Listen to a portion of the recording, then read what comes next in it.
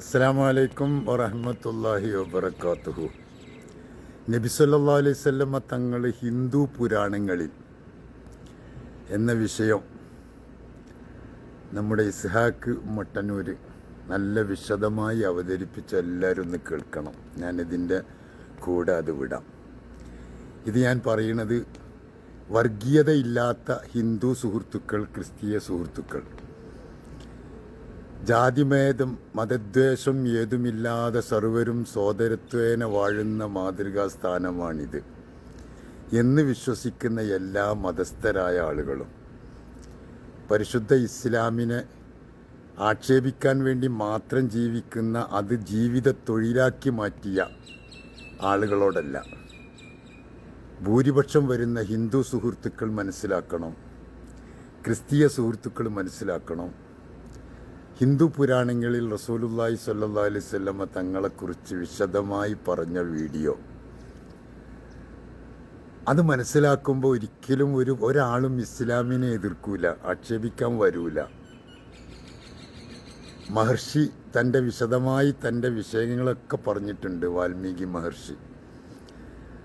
അതുപോലെ തന്നെ മനുഷ്യരെല്ലാവരും ബന്ധുക്കളാണെന്നാണ് ഹിന്ദു പുരാണങ്ങളൊക്കെ പറയുന്നത്. മാതാസ പാർവതി ദേവി പിതാദേവോ മഹേശ്വര ബാന്ധവ മാനവ സർവേ സ്വദേശ ഭുവനത്രയം. എല്ലാവരും ബന്ധുക്കളാണ്. അവിടെ ജാതി നോക്കിയിട്ടോ മതം നോക്കിയിട്ടോ അല്ല, മനുഷ്യനെ സ്നേഹിക്കാനാണ് പഠിപ്പിച്ചത് എല്ലാ മതങ്ങളും. പ്രവാചകർ റസൂലുള്ളാഹി സ്വല്ലല്ലാഹു അലൈഹി വസല്ലമ തങ്ങളും അത് തന്നെയാണ് പഠിപ്പിച്ചത്. അതുകൊണ്ട് ഹിന്ദു പുരാണങ്ങളിലടക്കം മുഹമ്മദ് എന്ന പേരും വെച്ചുള്ള ഒരാൾ, ലോക പ്രശസ്തിയാർജിച്ച ഒരാൾ വരും.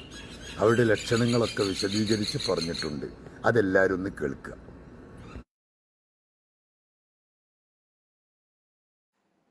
ഏതസ്മിന്നന്തരേ മ്ലേച്ഛ ആചാര്യേണ സമന്വിത മഹാമതാ ഇതി ഖ്യാത ശിഷ്യശാഖാ സമന്വിതം ലിംഗചേദിശിഖാഹീന ശ്മശുധാരി സദൂഷക ഉച്ചാലപി സർവഭക്ഷി ഭവിഷ്യതി ജനമോം വിനകൗശലം ചവശവസ്തു ശ്യാം ഭക്ഷയാമധാമാം മുസലൈനൈനവ സംസ്കാരൈ കുശൈരീ ഭവവിശ്വതി. ഞാനിപ്പോൾ ചൊല്ലിയത് സംസ്കൃതത്തിലുള്ള ഒരു പ്രവാചക പ്രകീർത്തന കാവ്യമാണ്. ഇത് രചിച്ചത് വ്യാസമഹർഷിയാണ്. അദ്ദേഹത്തിൻ്റെ ഭവിഷ്യൽ പുരാണത്തിൽ 3-ാം കാണ്ഡം 3-ാം പർവം 3-ാം അധ്യായത്തിലുള്ള ശ്ലോകങ്ങളാണിത്. ഭവിഷ്യൽ പുരാണം എന്ന് പറഞ്ഞാൽ ഭാവിയിൽ സംഭവിക്കുന്ന കാര്യങ്ങളെക്കുറിച്ച് പ്രതിപാദിക്കുന്ന പുരാണം എന്നാണ് അർത്ഥം.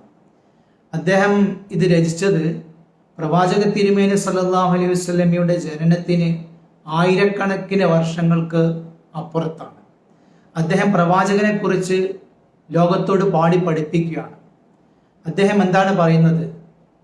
മലയാളത്തോട് സാദൃശ്യമുള്ള ധാരാളം വാക്കുകൾ ഉള്ളതിനാൽ സംസ്കൃതം അറിയാത്തവർക്ക് പോലും ഭാഗികമായി ഇതിൻ്റെ അർത്ഥം മനസ്സിലാക്കുവാൻ വേണ്ടി പറ്റും. നമുക്ക് ഈ വരികളുടെ അർത്ഥം എന്താണെന്ന് നോക്കാം.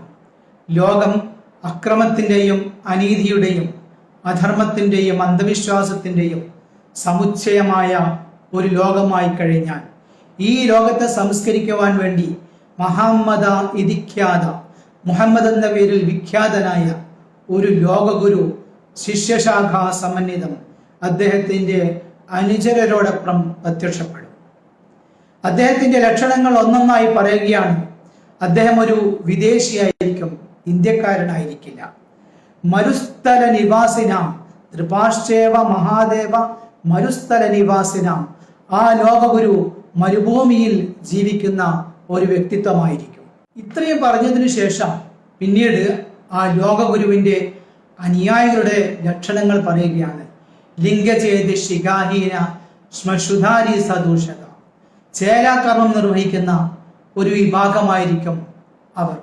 അതുപോലെ ഉച്ചാലപി സർവഭക്ഷി ഭവിഷ്യതി ജനമോ. പ്രാർത്ഥനയ്ക്ക് വേണ്ടി ഉച്ചസ്ഥലം ആഹ്വാനം ചെയ്യുന്നവരായിരിക്കും, അഥവാ ബാങ്ക് വിളിക്കുന്നവരായിരിക്കും. അവർ മാംസബുക്കുകളായിരിക്കും, പക്ഷേ പന്നി മാംസം അവർ ഭക്ഷിക്കുകയില്ല.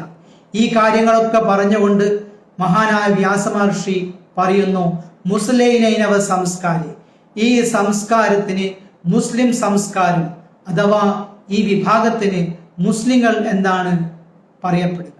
പറഞ്ഞുകൊണ്ട് വ്യാസമഹർഷി പറയുന്നത്, ആ മഹാഗുരു ആവിർഭവിച്ചു കഴിഞ്ഞാൽ ഭോജരാജാവ് അദ്ദേഹത്തിൻ്റെ അടുക്കലേക്ക് പോകും. എന്നിട്ട് ധാരാളം പാരിതോഷികങ്ങൾ കൊടുത്തുകൊണ്ട് അദ്ദേഹത്തിൻ്റെ അനുഗ്രഹാശിസ്സുകൾക്ക് വേണ്ടി അപേക്ഷിക്കും. നമുക്കിതിൽ നിന്നൊക്കെ മനസ്സിലാവുന്നത് മതത്തിൻ്റെ സന്ദേശങ്ങൾ പരസ്പര സ്നേഹത്തിൻ്റെയും സൗഹാർദ്ദത്തിൻ്റെയും അംഗീകാരത്തിൻ്റെയും ബഹുമാനത്തിൻ്റെയും സന്ദേശങ്ങളാണ്. നമ്മൾ ചിലപ്പോൾ അത്ഭുതപ്പെട്ടേക്കാം, എങ്ങനെയാണ് പ്രവാചക തിരുമേനി സല്ലല്ലാഹു അലൈഹി വസല്ലമയുടെ ജനനത്തിന് ആയിരക്കണക്കിന് വർഷങ്ങൾക്ക് മുമ്പ് ജീവിച്ചു എന്ന് വിശ്വസിക്കപ്പെടുന്ന വ്യാസമഹർഷി പ്രവാചക തിരുമേനിയെക്കുറിച്ചും പ്രവാചക തിരുമേനി സല്ലല്ലാഹു അലൈഹി വസല്ലമയുടെ അനുയായികളെക്കുറിച്ചും ഇത്ര വ്യക്തമായി പഠിപ്പിച്ചു തരുന്നു? അത് ചിലപ്പോൾ ദിവ്യ വെളിപാടിൻ്റെ അടിസ്ഥാനത്തിലായേക്കാം. ലോകത്തിൻ്റെ എല്ലാ ഭാഗങ്ങളിലും പ്രവാചകന്മാർ നിയോഗിക്കപ്പെട്ടിട്ടുണ്ട്.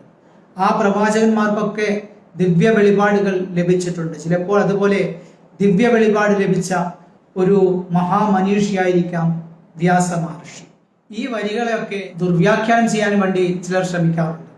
എത്ര ശ്രമിച്ചാലും ദുർവ്യാഖ്യാനം ചെയ്യാൻ പറ്റാത്ത വിധത്തിലാണ് വ്യാസമഹർഷി പ്രവാചകനെയും പ്രവാചകന്റെ അനുയായികളെയും കുറിച്ച് പരിചയപ്പെടുത്തിയിട്ടുള്ളത്. മഹാമത എന്ന പേര് മാത്രമല്ല, 10ഓളം ലക്ഷണങ്ങൾ വ്യാസമഹർഷി പറഞ്ഞ് പഠിപ്പിക്കുന്നുണ്ട്.